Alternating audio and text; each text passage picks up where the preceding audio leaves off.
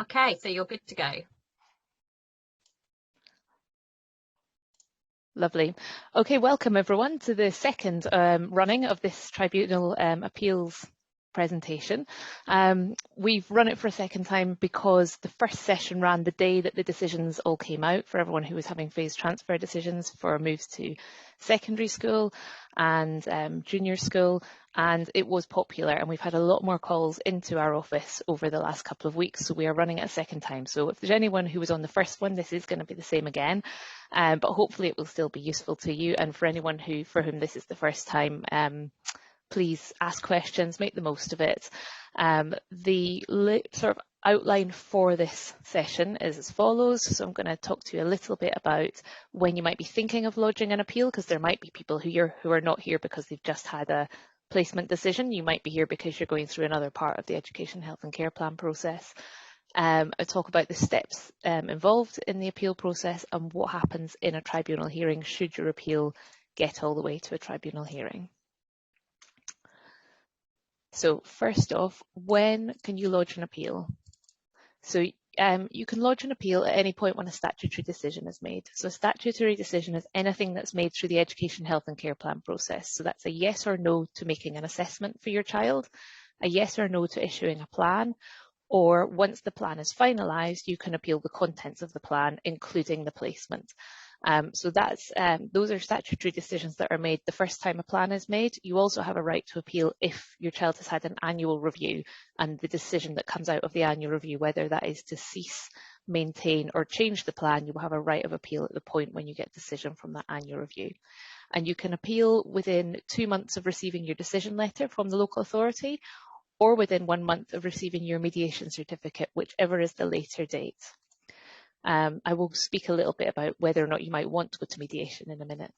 So before you lodge an appeal, I would really urge everyone, before you lodge an appeal, it's in the best interest of everyone to avoid going to appeal and to avoid going to a tribunal hearing. So don't feel like it's your only option. You've got 2 months to make a decision on whether you lodge or not. So before you lodge an appeal, try and speak informally to your caseworker at SEN if you can get hold of them. SEN being the Local Authorities Special Educational Needs Department, and try to find out why the decision has been made, particularly if it's come as a surprise to you. If you thought that you'd been talking to your caseworker about a decision to place your child in a different school and you've been sort of taken aback by a decision that's been made, go and find out why that decision was changed or made in the way it's been made. Talk to the school that's involved, so whether that's the school you're in at the moment or the school that your child might be going to, and find out how they feel about the outcome of the local authority's decision. Did they say that they could meet your child's needs, the receiving school, or did they say they would struggle to meet your child's needs? What sort of feedback did they offer the local authority? How would they manage to accommodate your child if your child was to go to that school? And while those conversations might not immediately resolve the issues, it can leave you feeling a lot more informed, so you can find out more about why a decision's been taken, and it can help you frame your appeal if you do decide to go on to lodge an appeal. So in terms of mediation, unless you're only appealing section I, which is the section where it says which school setting your child will attend, then if you're not appealing only section I, if you're appealing other sections as well, then before you submit your appeal, you have to contact a mediation advisor and consider mediation. So the mediation company at the moment for Hampshire is Global Mediation, and they will advise you of the process of what happens in mediation, and you can consider whether that mediation meeting would have any value to you or not. If you choose to have mediation, then the mediation company will arrange for you to meet with the local authority with a mediator within 30 days. And at that meeting, you will have the opportunity to say what you disagree with about the decision the local authorities made, and they will respond to either explain their decision or say if you have raised a point of failure on local authority, perhaps they haven't considered something or they haven't done a certain assessment, they might agree to take action. So you may then have outcomes from that mediation meeting that you feel will resolve the issue and therefore mean that you don't need to appeal, or will inform your appeal further. So perhaps they agree to carry out some further assessment. You may still want to lodge your appeal, but you may then be at a point of doing so knowing that actually, although you're having to lodge it because of the timescales, it may well be resolved ahead of the hearing. So after the mediation meeting, you would be issued with a certificate, and then you can proceed to lodge your appeal with a certificate. And as I've sort of alluded to, although the mediation doesn't always resolve the issue and remove the need to appeal, it can be really helpful in moving things forwards and giving you a better understanding of why the local authority has made a certain decision. So there are different types of appeal, and the appeal forms I've already sent to Sarah, so I think she's going to drop them into the chat. So there are two broad categories of appeal. The first is refusal to assess. So if you've applied for an education, health and care plan needs assessment and the local authority has said, no, we don't want to assess your child, we don't think that they have SEN, then for maximum efficiency, the tribunal will hear refusal to assess appeals on the paperwork alone. And to be successful in your appeal, what you need to show is evidence that your child has or may have special educational needs that may need to be met in accordance with a plan. So the bar is relatively low, and you would be looking for evidence from the existing school that the child is not keeping up with their peers, needs more help than their peers need in class to achieve the same standard or even a lesser standard of work. Or in some cases, your child might have a diagnosis which clearly shows that they do have a special educational need or a disability. If you're making a refusal to assess appeal, then the form is different. The refusal to assess form is SEND 35A, and Sarah will drop that into the chat. For all other appeals, the form that you need is called SEND 35, and those are for refusal to issue, sorry, not for refusal to, they're for refusal to issue and for any other elements of the education, health and care plan. So a decision to issue a plan, if your appeal is that the local authority have said they won't issue a plan, your appeal needs to be based on the evidence that local authority collected during the assessment. So to be successful in your appeal, you would need to be confident that you have enough evidence, or that there is enough evidence within the professional reports that show that your child does need the support, but you think that the local authority have failed to identify that in the reports. Or you would need to be able to show that the local authority failed to arrange specific assessments which were necessary as part of the process, and so they've refused to issue a plan because they didn't have all of the information they needed, they didn't go and get it. So those refusal to issue appeals are often where, often what we see is a parent has said, well, my child has lots and lots of sensory needs and there hasn't been an assessment of those sensory needs, for example. And so the local authority say, no, you don't have the needs at a level that require a plan. And the parent says, well, they do, but you just haven't found them because you didn't carry out the appropriate assessment. So that may be the reason that a refusal to issue a plan appeal would be lodged, and you would be saying the contents of the plan are incorrect because there weren't the right assessments done.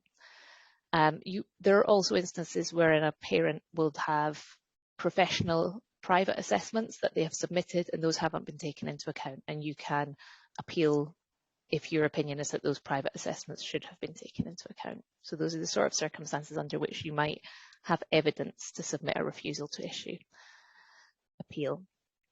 Other type of appeal would be an educational content appeal. Again, that would be on the SEND 35 form. And the educational content is the parts of the plan that are found in section B, which says describes the needs that the child has. Section F, which describes the provision that's required to meet those needs, and section I, which is where it says which school the child will be placed at or which setting the child will be placed at. For sections B and F, you need to look really closely at the plan itself, so to decide whether or not section B is sufficient or whether you want to appeal section B. So section B should fully describe your child's needs, and you should, if you feel it isn't accurate, you need to refer back to professional reports that identify needs that are missing from the plan and say, well, in the educational psychologist report, they describe this need and it hasn't been transferred into the plan, therefore the plan isn't sufficient. Or again, if the reports haven't been done, if there are assessments that are out of date or incomplete, then section B might need to be appealed on the basis that it doesn't fully describe your child because the sufficient reports were not done. Similarly in section F, so for every need that is in section B, there should be a provision in section F. So if your child has identified speech and language needs in section B, there should be some form of speech and language therapy or other provisions to meet their speech and language needs in section F. And often the Hampshire plans are sort of helpfully laid out to show that, so it will have the need followed by the provision. If you're looking through section F and feeling that your child's needs are not being fully met, then you would be appealing Section F and saying, here is evidence from a professional report or from what the school currently do that shows that this provision is needed, but it's not reflected in the plan. Or you might be saying, the reports are out of date, or the reports haven't been collected by the local authority, the assessments haven't been done, and therefore the plan doesn't reflect my child's needs or the provision to meet those needs, because we didn't have all of the information that it was the local authority's duty to collect. So the sections B and F are very, very important because they inform Section I. So if you want to appeal Section I, which is the case with a lot of parents who are phoning our service at the moment, you might have just had a transfer review, you might have had a secondary school named, for instance, and it's not the secondary school that you wanted, and parents are calling us to say we need to appeal Section I because we don't have the school that we want. We will be saying that's fine, but as part of your Section I appeal, you must be confident that sections B and F are accurate. Otherwise, you need to appeal sections B, F and I. And that is because the local authority is duty bound to place a child in a school that can meet their needs. So they have to refer to section B, they have to refer to section F, and then they have to name a school in section I that can meet the needs described in B and F.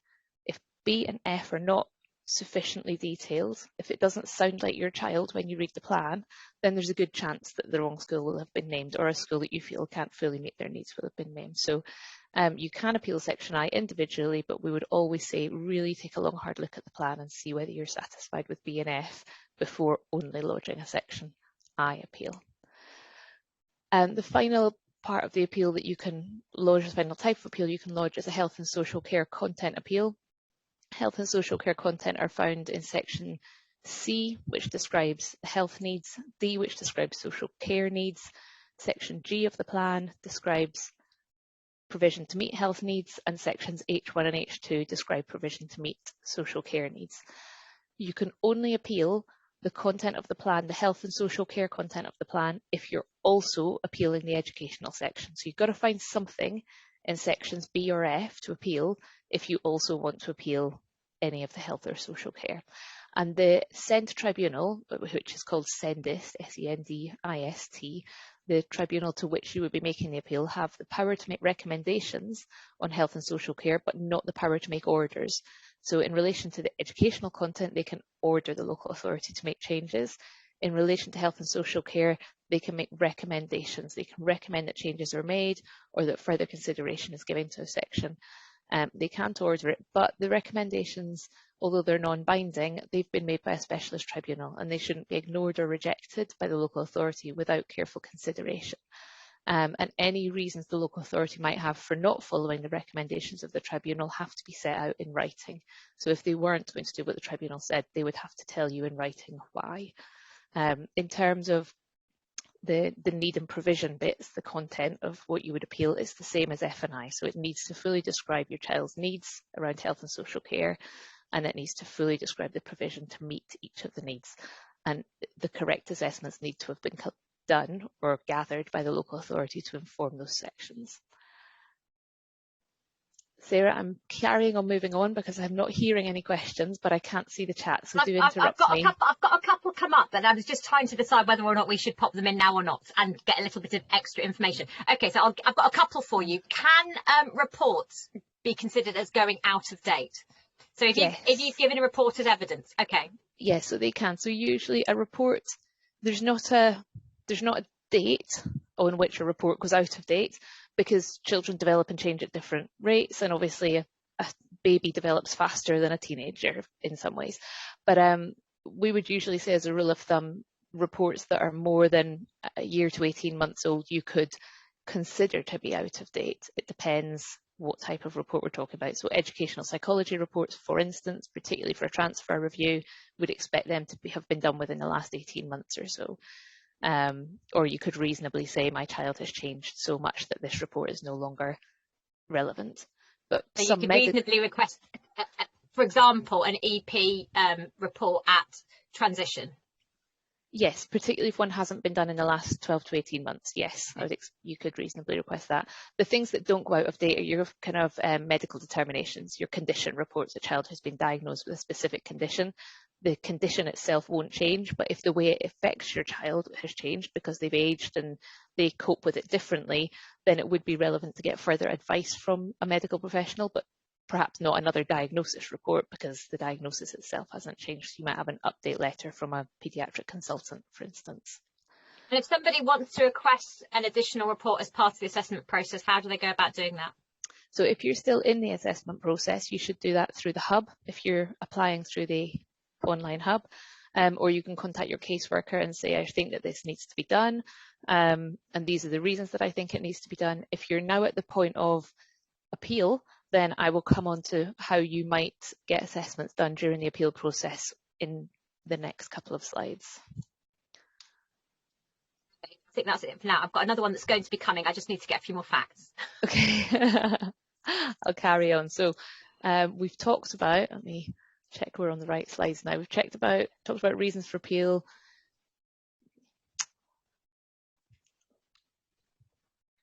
Okay, we've done that slide, haven't we? And that one.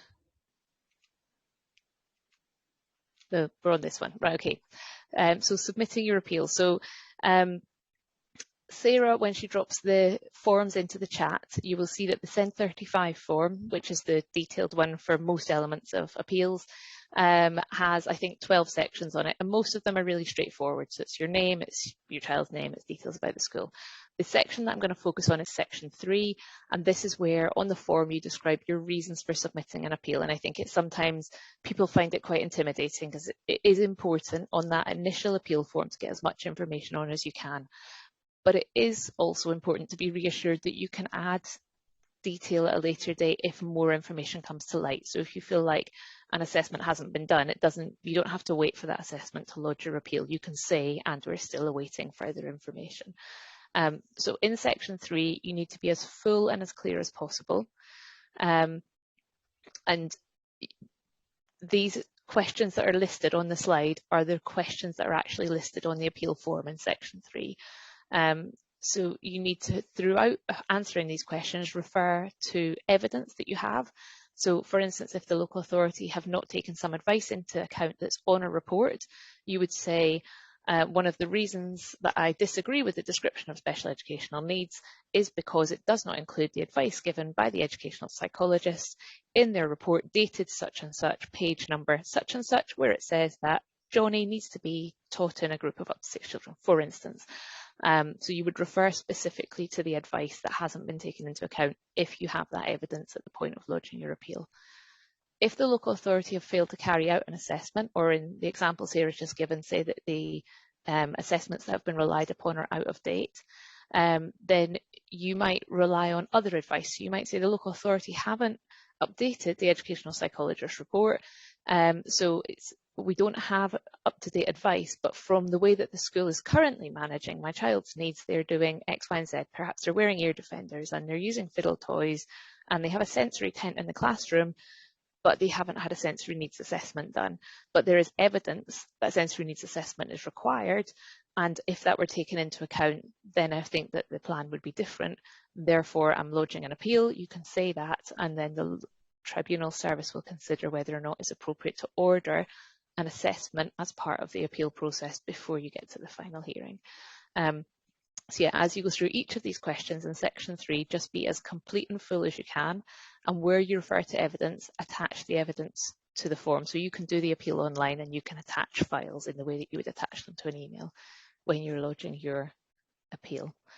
Does anyone have any questions, Sarah, on this appeal form in particular? Not on the appeal form in particular, no. I'm going to move on then, because this is the bit that most people, I feel like this is the most valuable bit for parents. So once you've made a decision to lodge your appeal, you filled in your appeal form and it's gone to the SENDIASS tribunal, then these are the things that you can expect to happen. And this is the great unknown, isn't it? This is the bit that's particularly intimidating. So within 10 days of sending in your application for an appeal, you'll receive a confirmation email. And at that point, the local authority will also be made aware that you've lodged an appeal against them. The email that you get will come from the SENDIASS tribunal and it will have lots of attachments, and it's really important that you read and save those attachments. So it will include an explanation of the tribunal process, and it will include a list of dates by which action needs to be taken either by yourself or the local authority. And after this point, when you've had that confirmation email, any further correspondence about the appeal itself or any paperwork about the appeal must be copied into both the tribunal and the local authority when you send it. So if you're having conversations with the local authority, providing them with evidence, you need to copy in the SENDIASS tribunal service. 30 days after the appeal has been lodged, you'll get a response from the local authority. It'll be a written response, and they will copy in both yourself and the tribunal service. And that should include a summary of the facts as they see them, and it might be quite a brief response. It'll set out the local authority's arguments, and sometimes it can make hard reading because it will be very factual as they see it, very legally based response usually. And you might not agree with everything that's written there, but they will be stating their point of view in their case. From that point onwards, and throughout, from the point when you lodge the appeal until the appeal hearing, you should be trying to seek meetings with the local authority to resolve issues around the case as best as you can. And we know it can be really difficult to get in touch with the SEN team, but you shouldn't give up, you should keep trying. If you did mediation, then the conversations that you're having with the caseworker or the local authority would perhaps be an extension of the conversations that you had in the mediation meeting, things that were discussed. So if they agreed that they would carry out an assessment or they would consider a different school, you need to keep following that up and find out what the outcome of that has been. The tribunal process has a number of steps that can help you with finding a resolution before you get to a hearing date. If you do manage to find a resolution to your appeal before your hearing date, then you can seek a consent order. That is where you tell a judge that you have actually now resolved all of the issues and you're satisfied. And both parties need to complete a consent order request form to show that they're in agreement, and the appeal would be closed at that point. It should never be used as a bargaining tool, so you should never feel that you're in a position where anyone is saying to you, if you sign this consent order, then we'll do such and such. And you're having to, you shouldn't feel that you have to concede something that you feel is really important just to get the consent order done and avoid the hearing. It should be mutually beneficial, a consent order. So one of the things that can help to resolve the appeal during the process is called a telephone case management hearing, TCMH. You can seek a telephone case management hearing at any point after the local authority have made their response, so after the first 30 days. And what happens in a telephone case management hearing is everyone gets on the phone and a judge leads the meeting. It's usually an hour at the most on the phone, and it's a really good opportunity to seek guidance or gain clarity from a judge if things have become stuck or confused. So it is a particularly helpful route if the appeal is about evidence gathering. If you feel that the local authority failed to gather necessary assessments, so say your educational psychology report is 2 years out of date, you can request telephone case management hearing. You can say to the judge, this school has been named, but it's been named based on evidence from an assessment that's 2 years out of date. And actually, if we had an up-to-date assessment, the school wouldn't be able to meet need. And you make your case and you request that the judge orders an up-to-date educational psychology assessment, for example. And the judge will make a decision on the merits of that, whether or not it is beneficial. And if they agree, then, well, either way, the outcome of the telephone case management hearing will be an order. They'll either order the local authority to carry something out, or they'll clarify the conversation, and there are rarely no actions, but there may be no actions following telephone case management. The earlier you seek telephone case management, the better, because the small downside to it is that sometimes if a judge is going to decide to order something that will take time to happen, they will also postpone the hearing date. So say, for instance, you have telephone case management 3 to 4 weeks before your hearing date, and they order an assessment that would reasonably take the local authority a couple of weeks to arrange, and then the professional a couple of weeks to produce a report, and that's going to take longer than when your hearing date is. They will push the hearing date back. So if you think that you need particular assessments, request telephone case management nice and early in the process. Other forms and evidence that you're going to need as part of the tribunal process after you've lodged. So there's an attendance form that will come back from the SENDIASS tribunal as part of that initial email with lots of attachments. You will need to send that back into the tribunal service, and it's the form on which you tell them who's going to attend the hearing. So that will be yourself as the parent, but you might also want another family member to attend to you for moral support. You might have a solicitor working for you. You might have someone from Hampshire SENDIASS, depending on whether or not you've qualified for casework support, whether or not that's necessary.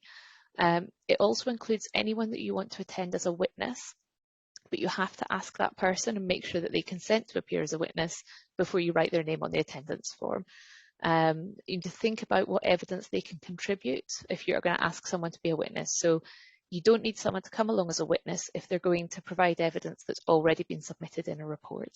But if they can give extra additional colour or additional clarity to the situation by being a witness, then it can be really helpful to have them.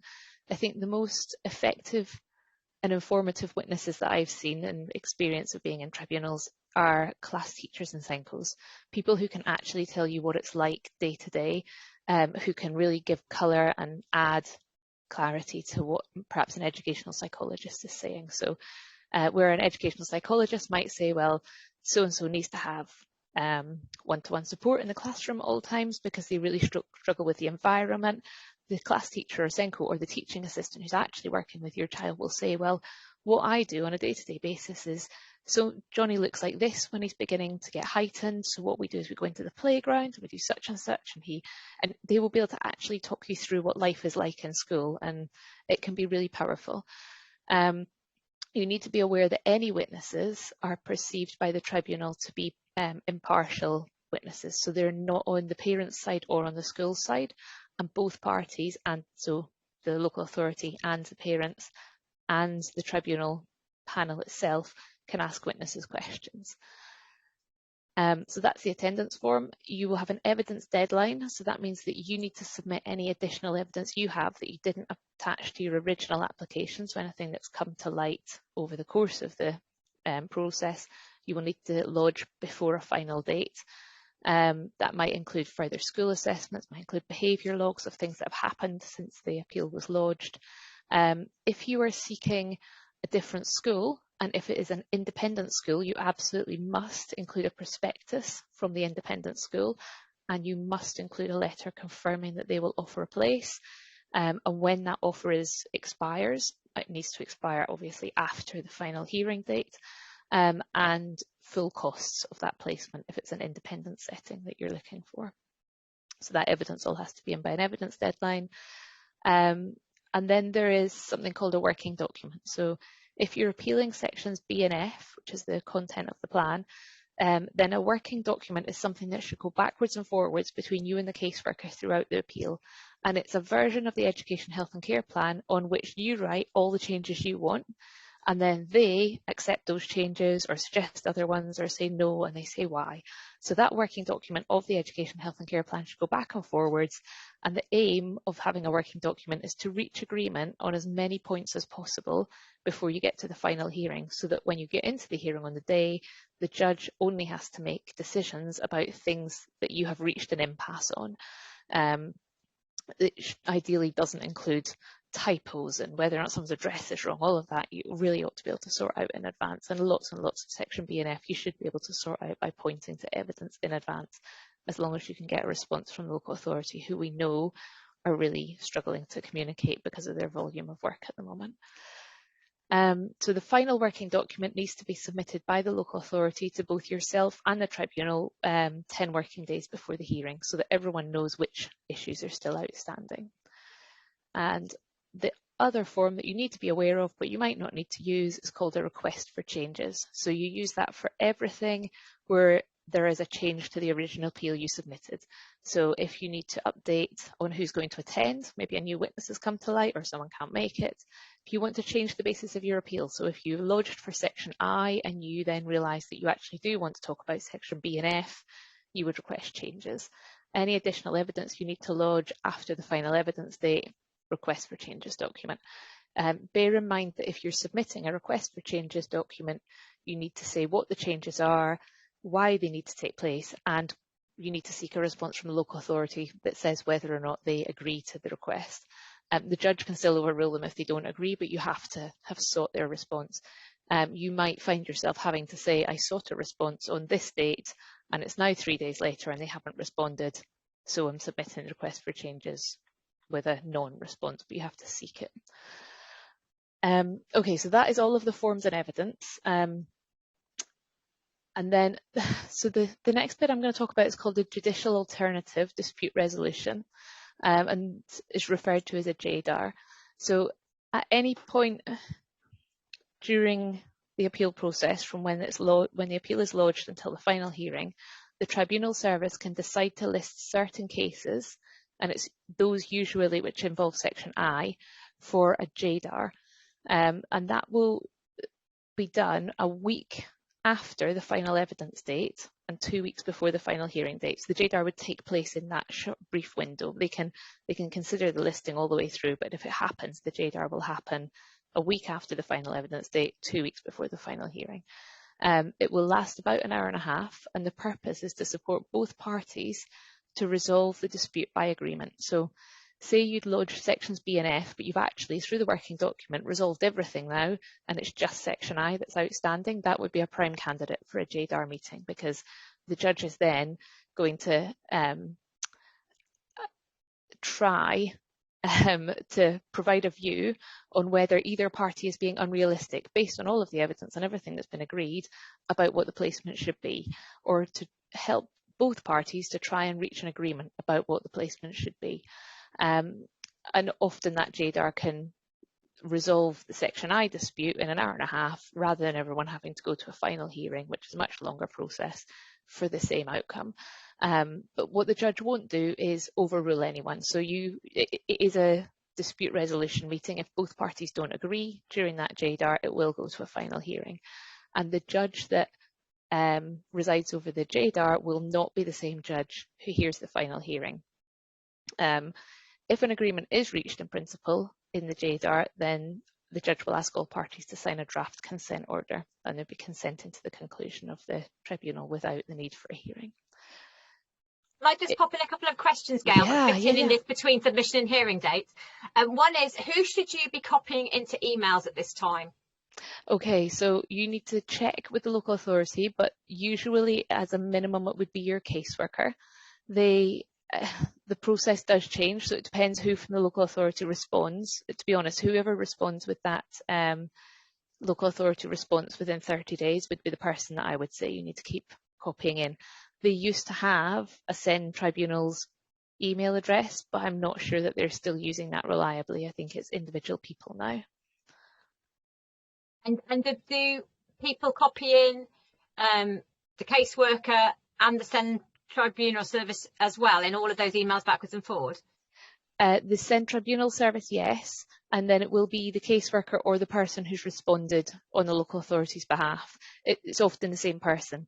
So they've changed. They used to have a separate tribunal team that dealt with everything, and over the last 12 months they've moved tribunal work back towards the case officers, so it's often the caseworker who's involved up until quite close to the final hearing, and at that point you need to keep both sides in the loop and keep, you know.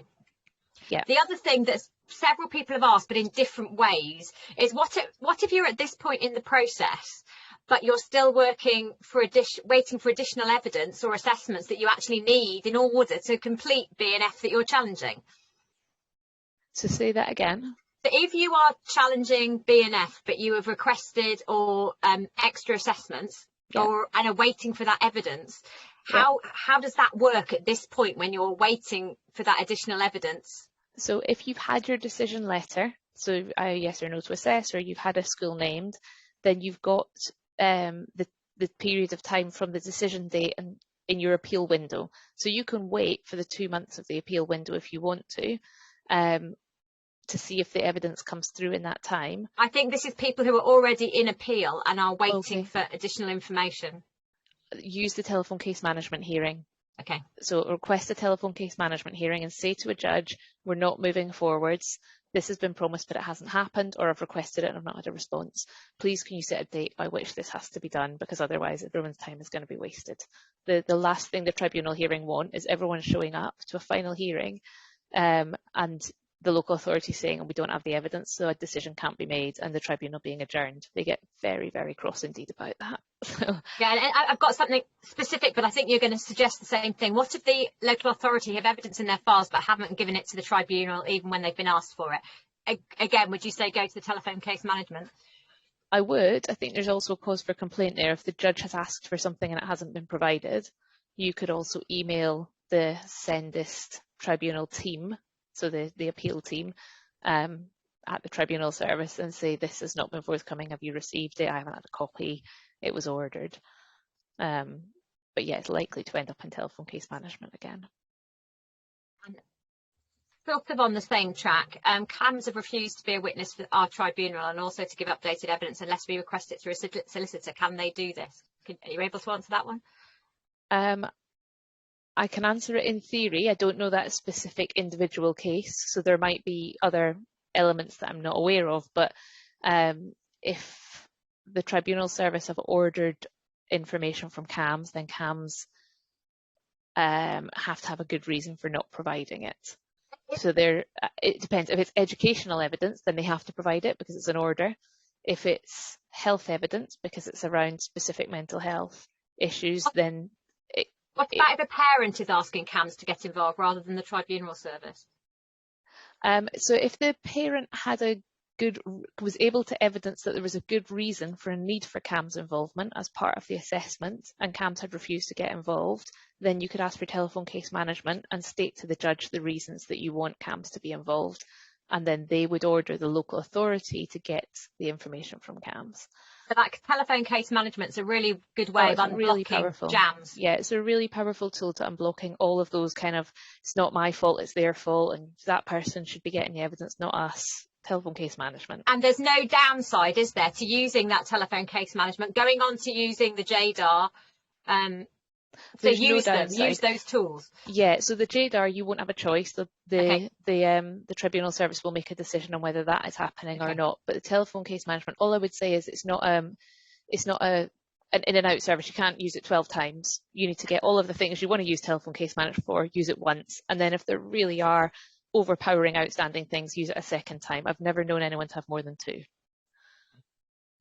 Thank you. Okay. So I am on to final preparations. So this is the bit where we've gone all the way through. We've lodged our appeal. We've done all our preparation. We've filled in all our forms. We've done telephone case management. Might even have had a JDAR, but still it's not resolved to the point of satisfaction. So you think that the hearing is probably going to happen.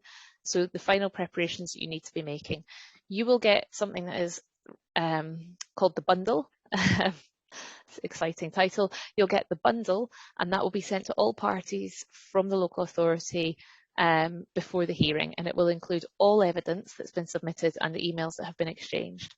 The judge and the panel will read every single word of that bundle to be informed ahead of the hearing, and it will be referred to throughout proceedings. So when you receive it, and it will come electronically, you might want to print it. It's up to you. You will definitely want to mark it up. So you want to go through and find all of the evidence that you've submitted and that the local authority have collected in there that supports your case, and make notes of it so you can refer to it. Because when you're in the hearing, you're going to be saying to the judge, yeah, this is what I want to change about the plan, and I will refer you to the evidence on hopefully page 51, but sometimes page 376, and we'll all look at that page and decide whether or not there is sufficient evidence on that page. So make sure you've marked up your bundle. If you go through the bundle and there's anything that's missing, anything that you've submitted that hasn't been included, you need to contact all parties immediately and notify them. Mistakes are made, and sometimes things are lost and missed out of bundles, and you don't want to notice on the day. Witnesses, if you've final preparations, if you've nominated a witness, then make sure they know who they are, and make sure they know all the details about joining the hearing, and make sure they know what value you think they can bring. So it's quite typical, as I'd said, for witnesses from schools to be asked to give an account of the school. How many children are on roll? How many children are in the classroom? What are the peer groups? How is behaviour management conducted? Or the lunchtime arrangements? These are the kind of questions that are likely to be asked. So have a chat to them about making sure they've got some information to hand, particularly like number on roll, a number of boys, number of girls, number of children with SEN in the setting. If they are a witness from an independent school, they will definitely be required to provide quite a lot of school information, and they will almost certainly be required to talk about costings. So if someone is coming as an independent school witness, they need to be able to say how much things cost, why they cost a certain amount, what additional charges might be levied, and that sort of thing. So they shouldn't send the class teacher if it's an independent setting. They need to send someone who knows about the finances. And then the last thing to do before the hearing, and I would usually do it just the day or a couple of days before, is spend a bit of time collecting your own thoughts, because it's really easy to get, and it's really understandable and natural to get really dragged in and lost in the details of your child's case. So a couple of days before, take some time, perhaps with a friend or partner, to revisit the reasons that you brought the appeal in the first place and list the key points that are still outstanding, the really important things that you want the judge to make a decision on why they're important to your child. Sometimes a judge will give parents an opportunity at the start of a hearing to outline their case. So that would usually be done by saying, Dad, can you give us a brief description of Eliza and why we're here today talking about Eliza? And so you should be ready in that scenario to answer that in those two parts. So what are the main reasons, what are the main things you want the panel to know about your child? And then succinctly, what are the reasons you've lodged your appeal? So I don't think that Eliza is going to be able to cope in a mainstream setting. I think that the decision was flawed because they didn't take into account reports because they were out of date. And we now have new reports, and you can see that I think there's evidence that Eliza should now go to a special school. So it can be succinct. Sometimes the judge themselves will summarise the issues rather than asking you to do it, and then we'll just say to you, are you satisfied that those are all the things that we need to make a determination on today? And it's fine to say, no, judge, you've missed something, or you say yes and carry on. So that kind of brings me, and I've started talking about what happens in the actual tribunal hearing. All tribunal hearings are online now, unless there's a very, very good reason for them not to be. So that's actually something positive that's come out of COVID, because the tribunal service can now hear more appeals in a day because they're not travelling around the country. The panel, the tribunal panel, will be one judge and one or two specialist members. And a specialist member is someone who has a background and expertise in SEN.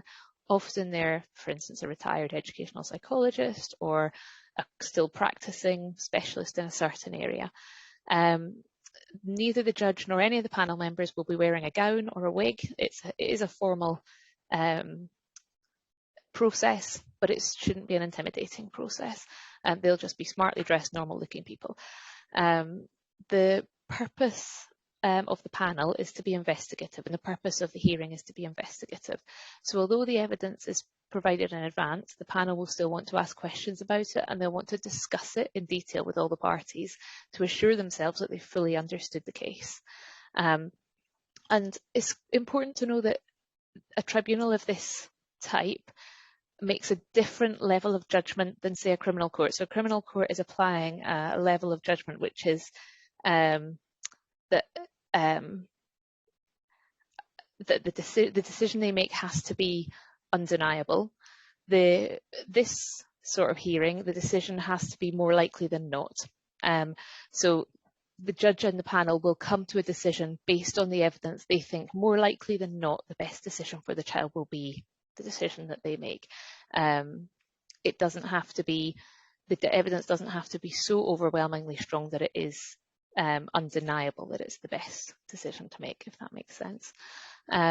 So the purpose of the hearing is to be investigative. At the start, the judge will introduce themselves, they'll introduce the panel, they will probably give you as parents, as I said before, the opportunity of outlining your case, or they might do that for themselves and summarise the reasons and ask you to confirm if it's accurate. And then during the hearing, the judge will not expect you as parents to argue your case like a lawyer. They only expect you to be parents, they don't expect you to be lawyers, but they will expect you to know why you've appealed, and they will expect you to have views on the disputed points and to be able to say, the reason that I think my child should have this is because of this piece of evidence here, or because of the experience that we have, which we can describe to you now. That's why it's important that you've marked up your bundle. The hearing mostly feels like a conversation, but with the judge directing. It's important that no one interrupts the judge and no one interrupts each other when they're speaking, but both parties can put questions to each other and to the witnesses during the hearing. I would say make sure that you're making notes as other people are speaking about anything that you want to follow up on or anything you disagree with. or anything you might want to comment on. And that's where it can be helpful to have listed a friend or someone who's less involved on your attendance form, because they can make notes for you while you're having conversations as well. If the local authority have nominated a witness, then you will know about that witness in advance, and it's a good idea to have had a think about what you might want to ask them. And any additional evidence or witness accounts that come to light, or any very late evidence that's not included in the bundle, the judge might ask you and the local authority to go into a breakout room online and spend some more time on the working document. So if, for example, there is a very late educational psychology report that's completed the week of the hearing and no one's had time to take that into account, the judge might say, well, I've had a look at the educational psychology report this morning. I think that you can actually resolve a lot of the outstanding issues if you just spend half an hour together working on it. So I'm sending you off to a breakout room to do that now. It's worth remembering as well, at the stage of a final hearing, any reasonable, sensible amendments that are proposed and referenced, the tribunal is likely to adopt. And you need to, if you do go into the breakout room, ensure that anything that's agreed in the breakout room is accurately reported back to the judge. Usually the local authority will report back to the judge what you've agreed, but you can say, hang on a minute, that's not as I understood it, or yes, I agree that that's what we've agreed. But yeah, where you're asking for a change and there's reasonable evidence, or a school is able to point to something they've done that supports the request you're making, and the local authority is still arguing it, a judge will usually ask for something to be adopted if they feel the evidence is sensible, if they think more likely than not it's in the best interest of the child, and that's where they apply that burden of proof, that more likely than not approach. At the end of the hearing, the judge will usually give both parties an opportunity to state their position. You might have changed your position over the course of the day. You might want to reiterate reasons for wanting a specific school in particular. You might want to acknowledge any agreements that you've reached, or highlight any decisions that you still want the judge to make in your favour when they ask you whether or not you want to briefly state your position at the end. And then you will have a decision, and that will come through by email within 10 working days of the hearing. In some cases, it's abundantly, overwhelmingly clear what the decision is going to be, and the judge will actually tell you on the day what they're going to order. But where something is still contested, it will be 10 working days after the hearing. The local authority must carry out any tribunal orders within a specific time frame, and the time frame depends on what the order is. I can drop into the chat time frames for certain types of orders. And I think, Sarah, that is the end of the slides. Do you have any questions you want me to answer before you stop the recording? One on time frames. Yeah. And where we are in terms of how long between requesting a appeal and getting to tribunal. So it's a bit of a movable feast, but because we're at a peak point in the year, because loads of people have just had their decisions, I think we're looking at around about 4 months at the moment. So if you are thinking about lodging an appeal, not sure if you'll need to appeal, although it creates paperwork for everyone, it's not a bad idea to lodge your appeal and withdraw it at a later date if you've resolved your issues. I'm going to stop. We've got quite a lot of questions, but I think that was a good one to have.